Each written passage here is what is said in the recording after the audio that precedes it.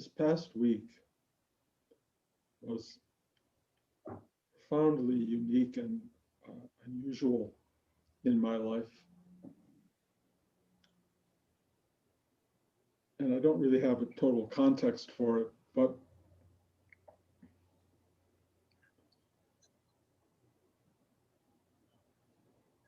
a number of people died, or I learned that they had died during this past week. And a number of people appeared who I have not seen in 1 decade, or even in one case, 53 years. And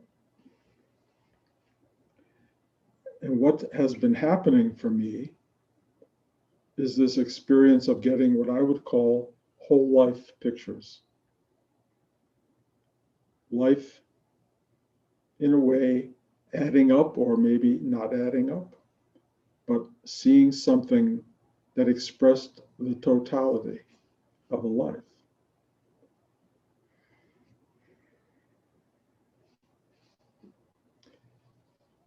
Most of these were remarkable.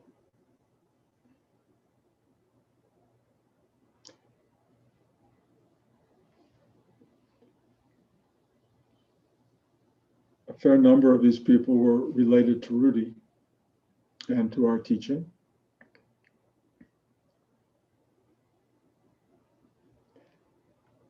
One of them, a man named Michael Austin, was someone I met 53 years ago.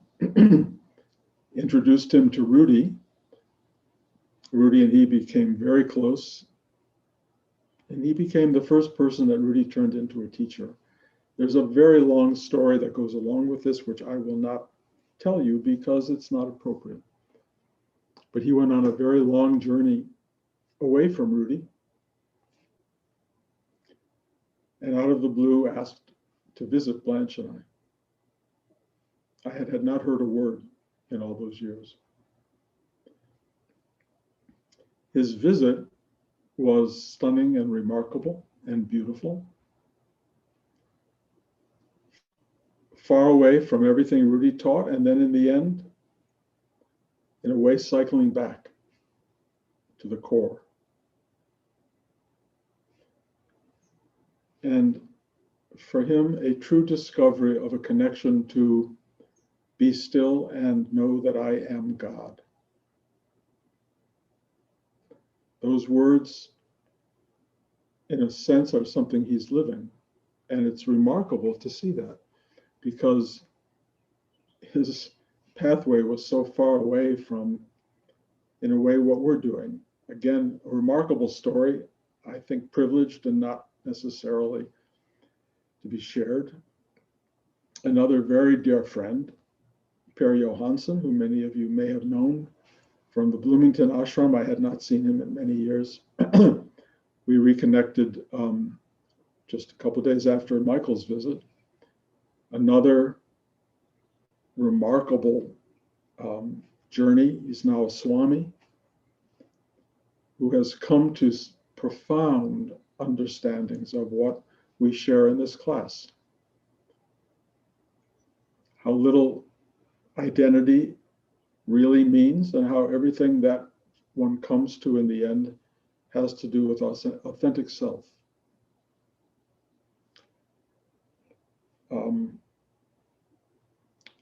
Dialogues this week with my son Josh that were profound, with the whole list. Daniel Subkoff spent 5 hours here, and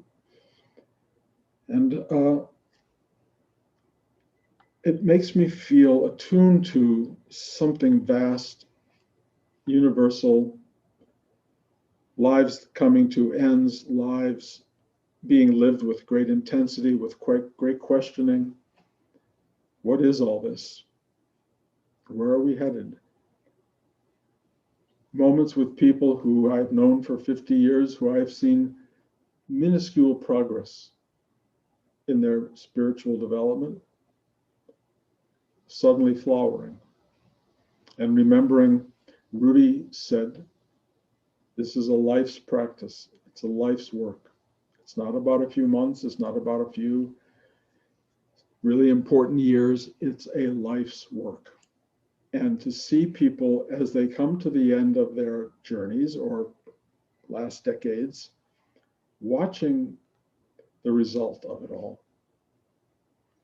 and seeing what happens if you don't have this journey. We had a gathering last night with people who we used to live with here in the Rhinebeck area, who, because of the pandemic, we haven't really seen hardly since we returned to Red Hook here.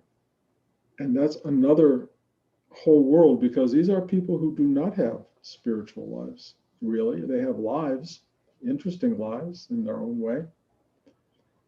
But to sit with them, especially last night after the pandemic, in a way, with nobody having much to talk about because of the pandemic, not much has gone on in the last year. We just got to be who we all were. And in many cases, I really got to witness what it means to have an inner life. Because when you only have an outer life and there's nothing happening, it's deadening in many ways. You are really lost in the what was, kind of inured to and not enjoying the what is, and definitely at the age of all of these people, not wanting to look too much at the future. And what I kept feeling was absence, emptiness, lack of clarity, lack of depth. Not bad people, all really in a way good people, kind in a way, people, not always to each other. I saw moments of flashpoints happening with people and I went, wow, that was really something I'm not accustomed to at this point. But seeing the whole picture was very valuable, because we have chosen to be on an inward path. Everyone sitting here today has committed to this, in many cases, over years and decades of inner search. And the inner search is often, in some ways, a blind search, because most of us don't really know what we're looking for. Most of us have a kind of misinformed idea, which can come from religions, it can come from gurus and spiritual teachers, it can come from some idea that you're trying to get somewhere, you're trying to arrive at something, and many times feeling like that hasn't happened. And so this question comes into play: what am I doing wrong? And I get that question. You know, in a way, Kat, I'm speaking to you as well, because I know you've texted me very specifically. But let me just talk a little bit about our practice. Somehow, there is a mechanism of energy centers that are maybe obscure, maybe esoteric, certainly related to as chakras in Eastern teachings, but in Western teachings referred to, and I've said this a lot, the third eye chakra would be open mind, the heart chakra, open hearted, navel chakra, intuitively aware, sex chakra, prepared for a rebirth, renewal, restoration, egocentric, the ability to express your self clearly outwardly and inwardly, because that expression facilitates how you function in the world and how you function spiritually. There's a chakra at the top of your head that kind of is a release point for something beyond normal bodily awareness. And there is an engine that helps release you to that point at the bottom of your spine, called the seat of Kundalini, which is known as an uprising energy. When I worked with Rudy in the beginning, he ignited that uprising energy with such power, with such energetic force, that I would experience this explosive rising of energy that would go out the top of my head and throw me on the floor. So whenever I would sit in a chair, I would fall on the floor and felt, even though I never hurt myself, that was awkward. So I sat on pillows and would fall over, and I would have these experiences. They're called kriyas, where energy moves up your spine and out. I practiced this experiential teaching for decades. I think I've told you this. When Rudy's teacher, Swami Muktananda, arrived in America and he watched me and others falling on the floor, but specifically me, he said, "Stop that. Don't do that." To me, that was the signaling point that I was doing something real. If I would fall over, of course, this class had real content. And Rudy got even really to the point of touching people on the forehead, on the top of their head, on their heart, and they would fall right over. And I thought, what more proof do you need that this is real? And I practiced, but when Muktananda said stop, I did. I literally stopped exploding with energy, didn't necessarily feel the rising of this energy. And I just sat. And what happened in a way is that the energy instead just went deeper. And the flow was no longer explosive, but it was a kind of uniting of energy centers. It was a weaving together, with the Kundalini energy being sort of the weaving force, the loom that would go up and down through the chakras and bring them all together and bring me into a place where all of these chakras started to really align. And I started to feel whole as a person. I wasn't necessarily feeling connected to the great out there, whatever that is. And I started to feel somewhere along the way, as much as I was deepening, my heart was opening, I had an intuitive vitality in the world. I had a writerly sense that was inspired by something and gave me a life and a career. But I didn't have this thing of becoming an awakened, blissful being. And as you all know, at the 44-year mark, I don't know why that was the time, I said, this isn't working. Done. And I stopped.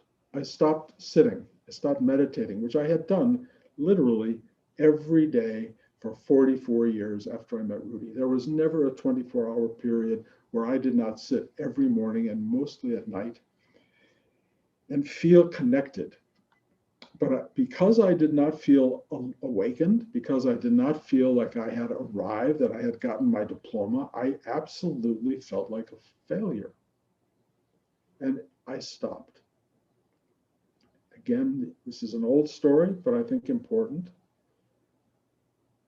Shortly after that, within literally weeks of that, I realized, first of all, that my desire to arrive at something of benefit, to get the diploma, to get this thing that I would have, had been and was for 44 years my limitation. As long as I wanted this thing, I was aborting it. I was keeping it from happening because it does not belong to a person. It does not belong to any of us. And what took place for me, forgive my endless repetition, but what took place for me 2 weeks after I stopped trying, the not trying allowed something to fall away, which was my searching, struggling, reaching identity. And what was left behind that was a profound awareness of what already was. In a sense, what already is, that which is in all of us, that which has always been in all of us. And it was spacious, massive, cosmological, metaphysical, loving, beautiful, extraordinary on every level. And I thought, wow, I've done it. I have arrived. And that was a remarkable moment. And I thought, done. Whatever it was, Bruce was finished. I was done. My words to my wife, as you may recall, were, I love you more than Bruce ever did. And I meant it. But then that massive feeling started to become more mundane. And this Bruce guy kind of jumped back in the picture. Speaking of jumped, something jumped on the screen that I need to get rid of here. Okay. So, having said all that, I began what you might call a 10-year journey of expanding into the infinite and contracting into the finite, becoming Bruce, becoming nothing, and finding the Bruce thing less and less appealing, meaningful, attractive, but no way was it going away. It was there. But this other thing would keep happening, and I saw a kind of rhythmic movement between them. And this realization was that I am that. I am that. Be still and know that I am God. The word God is complicated for all of us and seems elevating. So many Hindu teachers and Buddhists say, be still and know that I am, which seems much more definable. I had a profound sense of I am.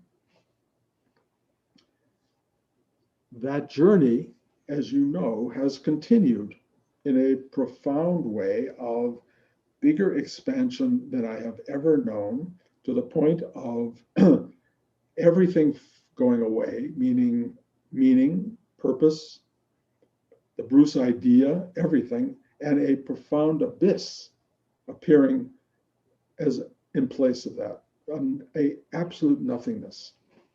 And I've explained this to you. It is pretty terrifying. And then what arises in me at that moment of terror, and this is a gift of the work and the practice that we've been doing, is this little quiet voice comes up and says, who's afraid? Who is it that's afraid?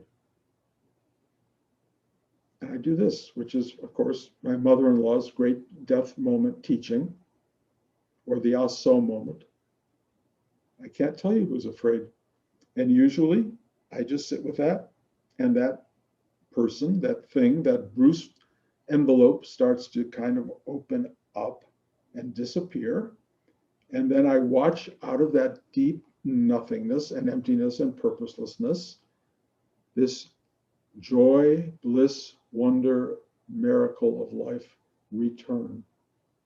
And as I say weekly, my big lesson is don't grab onto that, because holding it means you are also therefore embracing its opposite, which is the nothingness that it exists in. So having one implies the other.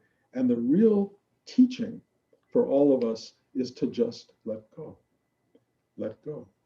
So be still and know that I am.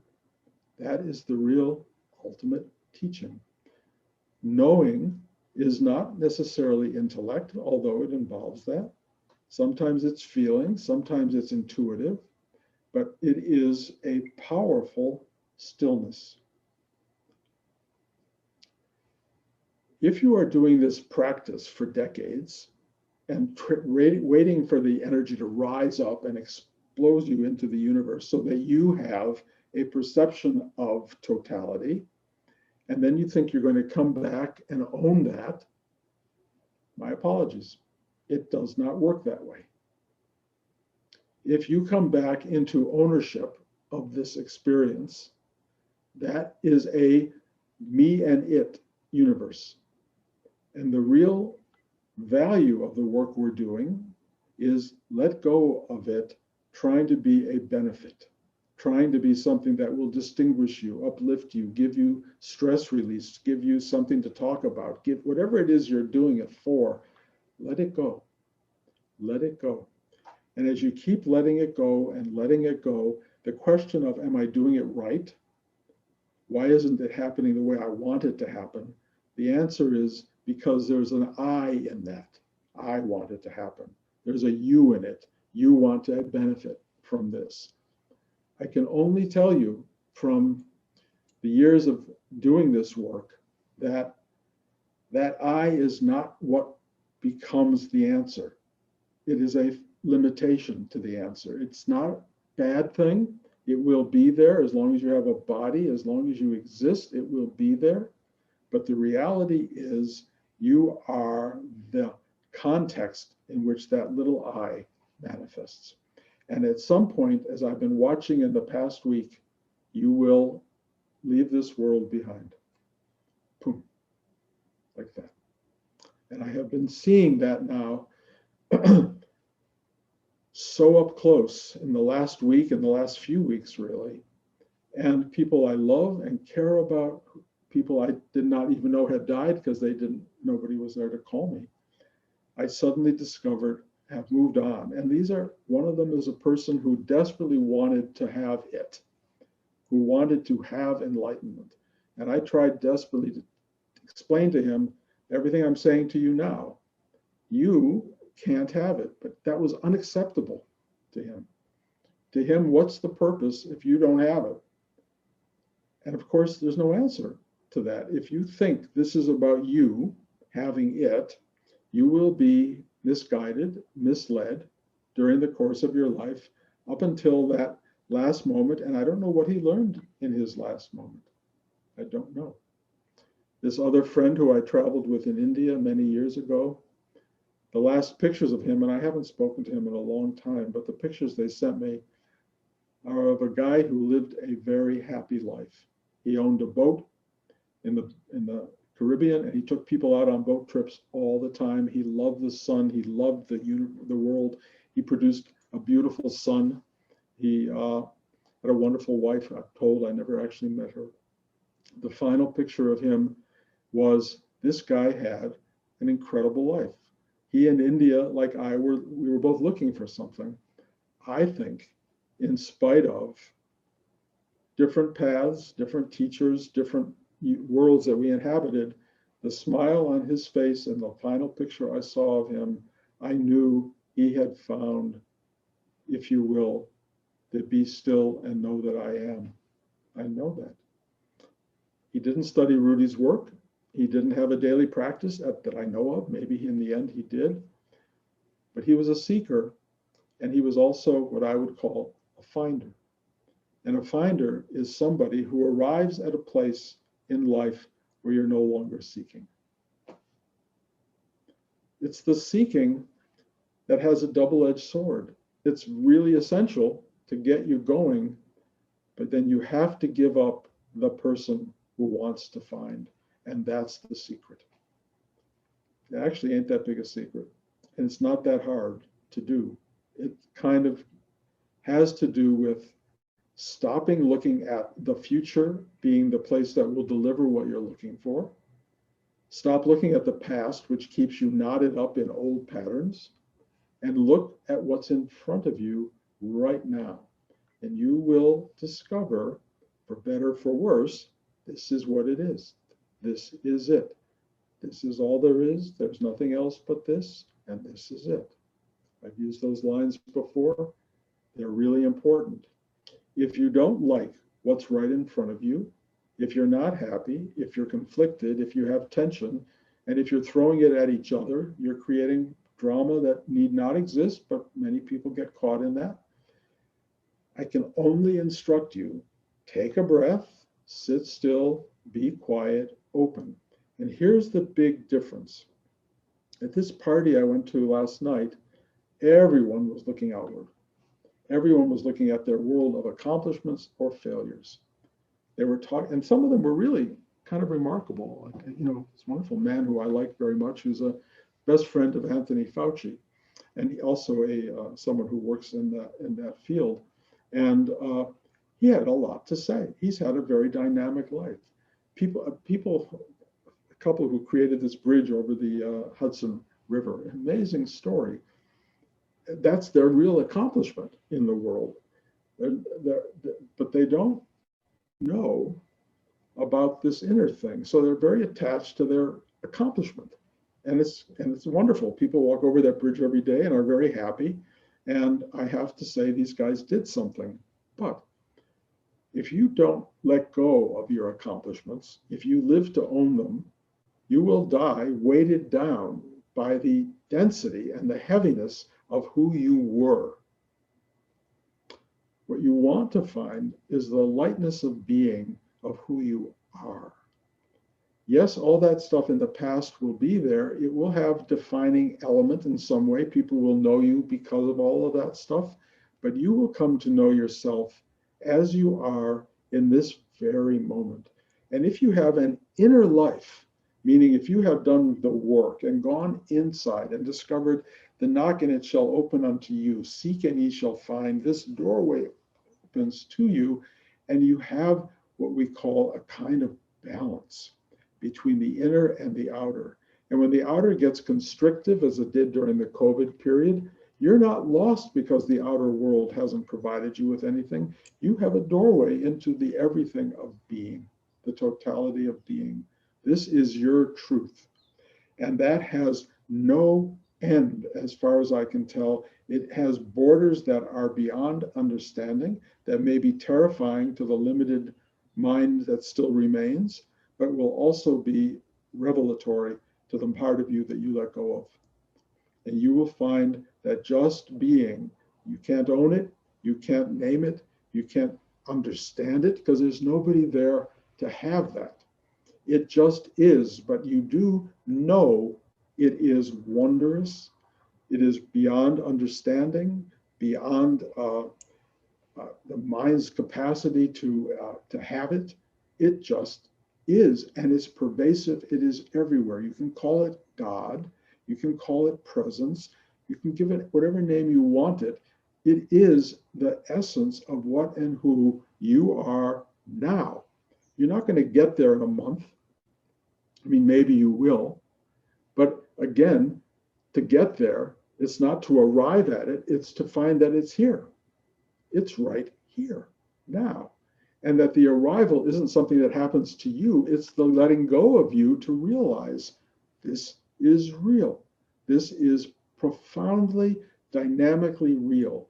And the little microcosmic you that remains behind will be very humbled by that. And its primary goal at this point in time is very simple. Do unto others as you would have them do unto you. Be a good guy. Be a good person. Be kind. Be gentle. Be empathetic. Serve others.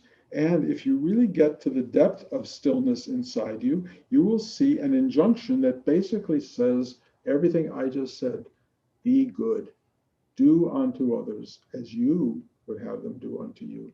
Be the active voice of love in the universe. Be the light in the darkness. Those are the key ideas. And there's nothing you have to do. It's not like your mind and ego have to get involved. The real amazing thing that happens when you get out of the way is it's a natural arising of kindness and goodness and light and love that comes out of you in the same way it comes into the universe of nothingness that somehow allows these exquisite forces to arise. Where do they come from? Why? How? If you want to write books about it and talk about it and be a guru and have people bow down at your feet and say, oh my God, you know so much, and how do you know this? And I want what you have, you're going to be in trouble. That's not the way you discover it. You don't want to discover it by being taught it by somebody else. You don't want to do it by believing in some teaching that will give you some reward for it in the afterlife. What you want, if possible, is to take a breath, ask for help to surrender, and just let go. Be present now. Be present. Let this thing fall away. And every opportunity you have to not react to one another, to your own stupid, repetitive mind stuff, just open, just open. Let it go, let it go. Find the love, find the kindness, find the goodness that you share with each other. Manifest that, be the voice of that. It is remarkable what it does. Remarkable. You know, my training ground now is simply Blanche, and a little bit my son and his wife and his children, and my son who's now traveling in Jordan. You know, I have my family is, you know, very big arena in which I can learn and experience what it means to show up without an agenda, what it means to let them be, what it means to allow, what it means to love and give and share and be one with them. It is an exquisite opportunity. And then you get to go to parties and do it with a lot of people, especially nowadays that the world's opening up again. And you go to meet with all these people and you realize they're clueless. They are clueless, but it doesn't matter. It doesn't matter. Do the work, send the love, send the acceptance, send the joy, be present, watch what happens. Don't do it calculatedly, just be it and watch what happens. And what happens is remarkable.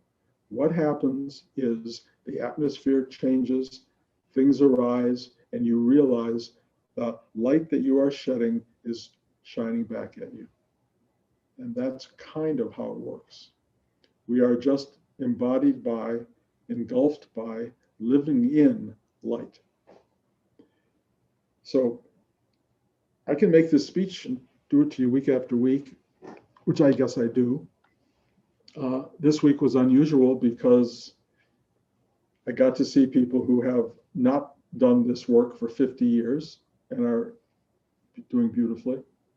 I've seen people who have done this work for 50 years and are just beginning to have the flowering that took place, that's taking place and is essential. And I see people who are still, you know, waffling around in when do I get it? When do I have it? And all I can tell you is you already have it. That's all I can tell you. You already are the thing you're looking for. And if you don't know that, my prayer is that you will. Each of you is saintly. Each of you is remarkable in that you show up to this, that you've been showing up to this for a very long time. And the answer isn't in some kind of attainment. The answer is it's already there. And if you don't feel it, it's okay.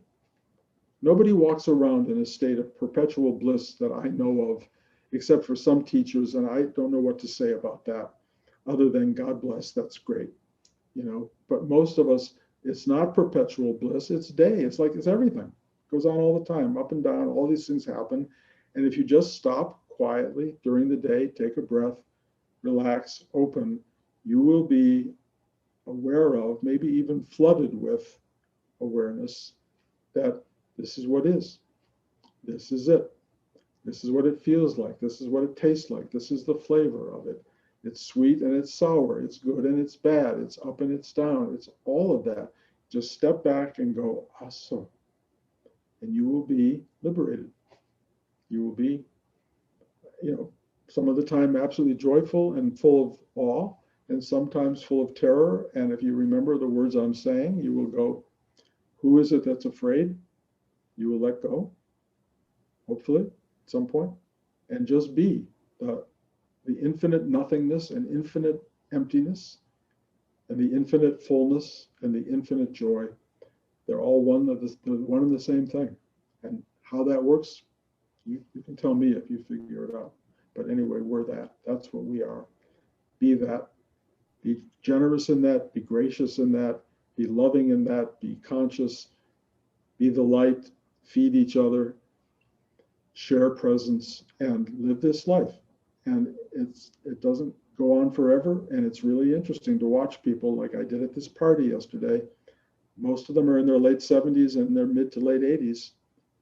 They're existentially alert. And it was interesting to be with them because I know They are just beginning to wonder about this thing. One of them even said to me, do you still teach your spiritual class? I didn't even know she knew that I did. And she wanted to talk about it. First time in 21 years that it's ever come up.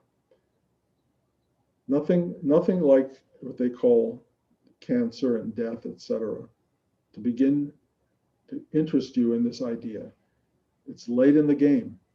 You guys are early in the game. Take advantage, do the work. Doing the work means show up. Go, okay, and watch what happens. Anyway, I really love you. I love you for showing up here.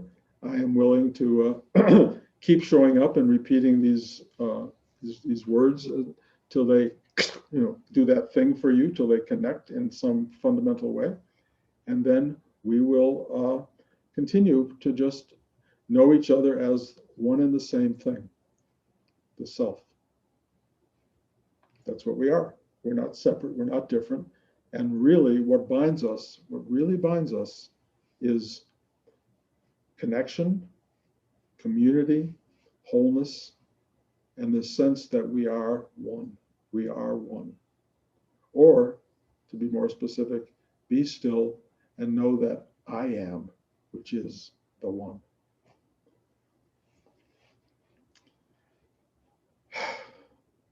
Okay. Any outstanding questions, concerns that I can help with? Todd? So if you can't bear the fire alarm going off in the background, I could cut off, but I don't know if you can hear me or not. There's a fire alarm going off. Okay. So first of all, thank you, Bruce. Our work together is the most important thing in my life, I'm finding. And I think at one point you maybe even referred to it as psychic surgery. And I definitely feel a breaking down of old patterns.